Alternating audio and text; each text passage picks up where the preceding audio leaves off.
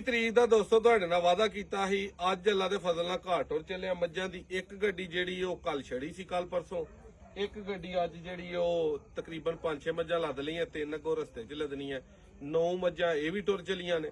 ਸਵੇਰ 26 ਤਰੀਕ 10ਵਾਂ ਮਹੀਨਾ 2025 ਨੂੰ ਜਿਹੜੇ ਭਰਾਵਾਂ ਨੇ ਚੰਗੀਆਂ ਮੱਝਾਂ ਦਾ ਐਡਵਾਂਸ ਭੇਜਿਆ ਜਾਂ ਇੱਥੇ ਵੀਡੀਓ ਤੇ ਡਨ ਕੀਤੀਆਂ ਨੇ, ਵਾਰੀ-ਵਾਰੀ ਮੈਸੇਜ ਕਰਕੇ ਤੁਹਾਨੂੰ ਟਾਈਮ ਨਹੀਂ ਦਿੱਤਾ ਜਾਣਾ। ਜਿਹੜੇ ਭਰਾਵਾਂ ਚੰਗੀ ਮੱਝ ਵੱਲੋਂ ਰਾਬਤਾ ਕੀਤਾ ਹੈ 0324 8182 000 ਤੇ WhatsApp ਤੇ ਰਾਬਤਾ ਕਰ ਲਓ। ਡੇਰੇ ਆਉਣਾ ਆਪਣਾ ਪਿੰਡ ਪੀਰੋਚੱਕ, ਤਹਿਸੀਲ ਡਸਕਾ, ਜ਼ਿਲ੍ਹਾ ਸਿਆਲਕੋਟ। ਮੋਟਰਵੇ ਤੇ ਜਿਹੜੇ ਭਰਾ ਆਉਂਦੇ ਨੇ ਸੌਖਾ ਹੈ ਤੁਹਾਨੂੰ ਰਸਤਾ, ਡਸਕਾ ਸਿਆਲਕੋਟ ਇੰਟਰਚੇਂਜ ਉਤਰਨਾ, ਨਾਲ ਹੀ ਮੋਤਰਾ ਬਡਿਆਣਾ ਰੋਡ ਤੇ ਪੀਰੋਚੱਕ ਪਿੰਡ ਹੈ। ਆਉਣ ਤੋਂ ਪਹਿਲੇ ਕਾਲ ਕਰ ਲਓ, ਰਾਬਤਾ ਕਰ ਲਓ। ਤੇ ਐਤਕਾਂ ਭਾਈ ਨਾਸਰ ਵੀ ਨਾਲ ਹੀ ਚੱਲਾ, ਇਹ ਵੀ ਬੰਦਾ ਨਾਲ ਹੀ ਖੜਨਾ ਸੀ, ਪਰ ਇਹਦੀ ਜਿਹੜਾ ਨਾ ਉਹ ਬੈਟਰੀ ਚੱਲ ਮੱਠੇ ਪੈ ਗਏ ਨੇ, ਬਿਮਾਰ ਹੋ ਗਿਆ। ਇਹਦੇ ਲਈ ਵੀ ਦੁਆ ਕਰਿਓ। ਭਾਈ ਨਾਸਰ ਕਿੰਨੀਆਂ ਮੱਝਾਂ ਹੁਣ ਕੱਲ ਛੜੀਆਂ? ਅੱਗੇ ਹਾਂ 9 ਗਲੀਆਂ ਤੇ 9 ਹੋਣ ਲੱਗੇ 18।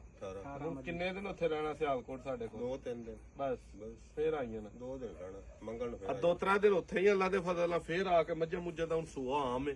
ਅਕਸਰ ਵੀਡੀਓ ਚ ਆਖੀ ਦੇ ਜਿਹੜੇ ਭਰਾਵਾਂ ਘਰ ਲਈ ਗਵਾਲ ਲਈ 1-2-4 ਮੱਝਾਂ ਪਾਣੀਆਂ, ਜਿੱਥੋਂ ਵੀ ਪਾਣੀ ਆ ਦਿਨ ਨੇ, ਇਹਨਾਂ ਦਿਨਾਂ 'ਚ ਮੱਝਾਂ ਦੀ ਤਿਆਰੀ ਜਿਹੜੀ ਉਹ ਪਾ ਸਕਦੇ ਹੋ।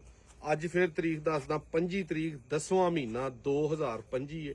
ਗੱਡੀਆਂ 2 ਮੱਝਾਂ ਟੁਰ ਚਲੀਆਂ, 18-20 ਮੱਝਾਂ ਇਸ ਟਾਈਮ ਅੱਲਾ ਦੇ ਫਜ਼ਲ ਨਾਲ ਕੋਲ ਖੜੀਆਂ ਨੇ। ਜਿਹੜੇ ਭਾਈਆਂ ਨੂੰ ਚੰਗੀ ਮੱਝ ਚਾਹੀਦੀ ਹੈ, ਦਰਮਿਆਨੀ ਚਾਹੀਦੀ ਹੈ, ਹੌਲੀ ਚਾਹੀਦੀ ਹੈ, ਸਾਰੇ ਮਾਡਲ ਮੌਜੂਦ ਨੇ। ਇਹ ਨਹੀਂ ਤੁਹਾਨੂੰ ਆ ਕੇ ਟੈਨਸ਼ਨ ਹੁੰਦੀ ਕਿ ਯਾਰ ਫੇਰਾ ਪਿਆ, ਸਾਨੂੰ ਇਸ ਤਰ੍ਹਾਂ ਦੀ ਚਾਹੀਦੀ, ਉਸ ਤਰ੍ਹਾਂ ਦੀ ਨਹੀਂ ਲੱਭੀ। ਵੀਡੀਓ ਅੱਛੀ